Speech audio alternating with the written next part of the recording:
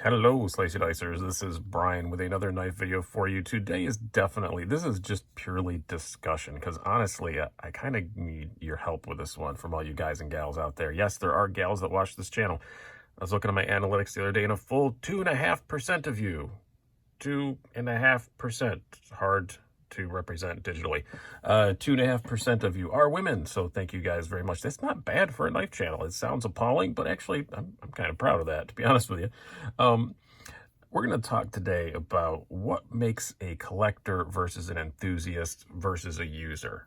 Why am I doing this video? I'm writing an article with this very same subject for Knives Illustrated and for an upcoming issue, not this next one, but the one after. And I pitched the article idea. They accepted it, and now I got to figure out how to write it. And why I need your help is I live in a bubble. I own and operate a relatively successful YouTube knife review channel, so I think my views may be a bit skewed. I'm going to ramble on about them for the next 15 to 20 minutes anyway, but I want your opinion.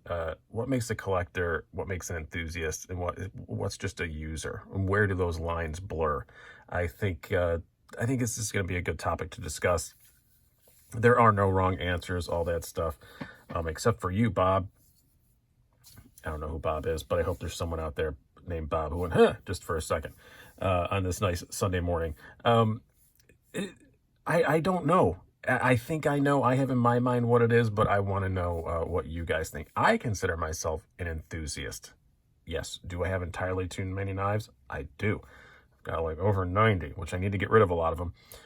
Keep an eye out for an upcoming sale. But also, like I said, I live in this bubble. I think if I was not an owner of this channel, I think I'd probably, honestly, only have 20 or 30. I don't think I would have that many, which that still sounds like a ridiculous amount to the average guy who's just using his knife on a work scene. But the reason why I don't consider myself a collector is a few things. You're not going to see any customs out here. It'd be nice to have a custom out here to talk about it. I don't own any. I have pretty bland taste. They're getting a bit better. Brian's spec, the big joke of everything being black or gray, is kind of fading away. As you can see, my TRMAT has some bright scales on it. I am modifying knives a bit more than I used to. But I don't have any customs, because if I ordered a custom, it would just be the most boring custom that guy ever made. And I don't want to waste his time. I think a lot of the stuff that custom makers put a lot of effort into, you know, the Moku tie, I think is hideous. I don't want that, you know, Damasteel blades, all that kind of stuff. It's just, I don't want it. So why am I going to spend $1,000 on a beautiful custom knife that everyone else will consider beautiful? I would consider it kind of meh, and I'm not going to use. And another reason why I consider myself an enthusiast rather than a collector, everything I own, I will use. There are a couple that I don't use much because I'm aware of the fact that I can't replace them, or they have a sentimental value where I don't want to damage them. But it's only literally, well, it was 2. Now it's kind of almost down to 1, because one of them is in my pocket right now. I mean, granted, I'm only leaving the house extremely briefly today because of all the stuff going on in the world.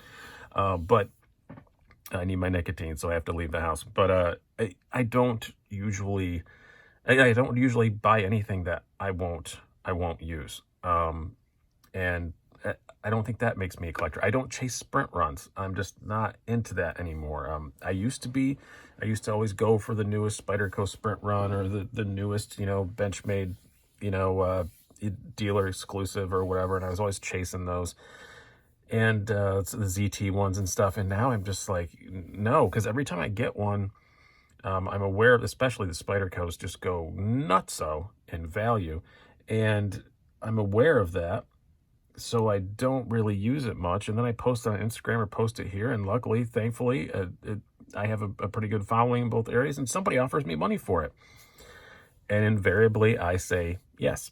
Because, you know, I pay $150 for I think the best example was I had a M4. I love the Spyderco Manix 2. I bought the M4 with the jade scales from Blade HQ. Had all these plans to, you know, dye the scales and do all kinds of stuff and make it, you know, the perfect Manix 2. And then, you know, somebody offered me like $70 more than I paid for it. So sold it. I think I had two. Yeah, I had two of those. I got one. I think I sold it on an actual knife sale. And then I got another one. I never even had a chance to show you guys on the channel because I posted one picture on Instagram and it was gone. So, there's that kind of stuff. And it's just, I let sprint runs go. And also, I don't like feeding that beast. I get for collectors, they like to do that, that there always is a speculation aspect to that market, which is another thing. If you're buying a knife on speculation that it's going to increase in value, I think you're a collector, or a flipper, or just a bad person. I'm not going to say that. It's all right if you do that. It's where the market goes. But I don't like to feed that. It's not my thing. A lot of people blame the companies, blame the manufacturers for that. They're not making much. I mean, they got a lot of the sprint run Spydercos are actually really good deals for the materials that you're getting, but they immediately quadruple in value. Maybe not that much, but at least double in value within days, on the secondary market. So, yeah, if you're a speculator, I think you're a collector. Maybe not a nice one, but you are a collector. So left to right here, these are the three knives that I would consider most examples of the three knives that most put me into the kind of collector category. This is a Hinderer half-track USA-made blade exclusive with the Wharncliffe blade. That's the only place you can get the Warney is from them. Nothing particularly fancy, mod-wise. It doesn't have any of the custom anno you can get from USA-made blade. It's just the standard Hinderer bronze finish, which I really like, and I wanted one as a user. I had a previous USA-made blade exclusive half-track, which was very expensive. This one, still not cheap. Still a pretty pricey knife. I think it's $425 or something like that, but this one I will use, and I'm not gonna say I don't care about it. I do care about it. I'm careful to not cut staples when I'm opening packages and stuff, but I do use this because it's a Hinderer. It's tough. I'm not worried about it, and USA made blade is awesome, and I know they'll take care of it. But also, this is kind of a one and done. They did one run of them. They have not promised to make another one, and if they do, I'm sure it will be quite some time away. They're not quick to replicate the runs. It is not cheap to do a sprint run or an exclusive run of a Hinderer. You can talk about that. What's the difference between exclusive and sprint run? Dealer exclusive means, or distributor exclusive, one or the other, means that they can order them again if they want to. Sprint run means one and done, no more. There's also flash runs, which I will say is what this is the epitome of. This is a Brian Nadeau Sharp by Design Void. These are what you call flash runs because they do one run and that's it. They're never made anymore. It's still production companies made by Riot. They're not handmade or anything. It was like $350. Fantastic knife, but she'll never be seen again. I know if anyone is not going to say, hey, surprise, I'm going to make more, it's Brian Nadeau. He is not going to do that. So these are gone. And it's just a ridiculous, such good action, beautiful, amazing knife. And I love it to tiny little pieces. But this is the one knife that I am careful about using in my collection. It's because I know I can't replace it. And even though it's arguably my favorite knife that I own, I don't use it as much as I should just because I worry about the ability to replace it, which is why I think I'm more of an enthusiast, because this knife, I love it so much, but it almost makes me uncomfortable. No, it is not for sale. You cannot have it. But this is like the one knife that I think is blurs the lines the most for me between collector and enthusiast. I have all of my knives I will own. Like I said, there's that one that I'm conscious about not using, but all of them I will use this. I have used it. I do carry it on special occasions, or lately when I'm stuck in my house and I just want to have something fun in my pocket. And I'll use it to open a package or something, but I don't like, go out and start hacking acres of cardboard with it. Another one that's kind of between the lines on this is the Ohlone Goat, which has been kind of the darling of a lot of us YouTubers lately. $220, not horribly expensive. You're getting very good value for the money. Made by Tuya, gorgeous knife. Love it. But I don't know if there's going to be more. They're gone now. He hasn't specified either way. I do know he has some new designs coming out that I imagine are going to supplant this, but I'm not really sure. This happens to be the blue marble carbon. This is just showing off. But I love the Ohlone Go, but it also is kind of, it blurs the lines between, between this that he might come back and this that we know is not coming back and this that I don't think is going to come back, but who knows? Into more the enthusiast side, I picked these three because I think they do kind of epitomize this. They are not horribly expensive knives, they're fairly expensive, but not ridiculous, not too hard to obtain. The Atom's probably the hardest. You have to get on a waiting list, but they're pumping those waiting lists out pretty quick now, and if you want an Atom, you're going to have it within 2 or 3 months. It's not the end of the world now, and that's getting shorter and shorter all the time. You have the Ferrum Forge Exec made by We, but you have to buy it through the Ferrum Forge site, and they're $275. They're a bit pricey, but they come in a lot of options, and they're just gorgeous, awesome knives. But if you don't know, you don't know. And the Ace Biblio, I think this is one I chose for, I think, kind of the epitome of this. So the Giant Mouse Ace Biblio is a regular production knife. You can just go buy. That's one of the great things about the Giant Mouse Ace line. They take a lot of their custom designs and make them regular production, and you can just go buy it. It's $175. It's very good value for the money. It is an awesome, awesome knife. But I bet there is no one out there who owns an Ace Biblio and only owns an Ace Biblio. I bet if you own one of these, you have several other knives, not because you need more. This is a perfect one knife. If you only had one knife, this would be pretty high up on my list. If I can only own one knife that I have, it would probably be in the top 10 or so.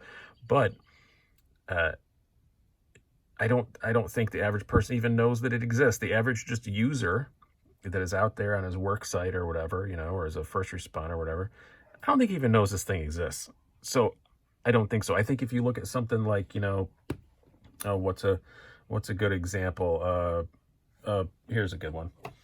A Spyderco Para 3 lightweight, not an inexpensive knife, or if you have the regular Para 3, I mean, you'll get what between 90 and 130, 140 bucks. Not that much less expensive than this. I bet there's a lot of guys who just have this because it's Spyderco. They know the name. They want a good work knife. They're aware of the name from a coworker or something like that, and they just go buy a Spyderco. And there's probably lots of guys who have Para 3s and just only have Para 3s or a PM2 or whatever, or Benchmade Griptilian.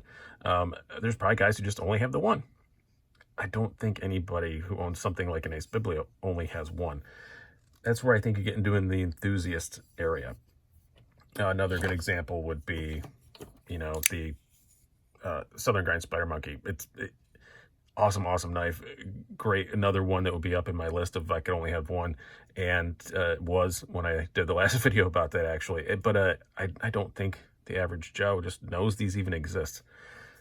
So I think that's kind of one of the lines. I don't know what modifying knives makes you now. Like, I kind of wonder about that, because I used to not do it at all. Now I do it a little bit.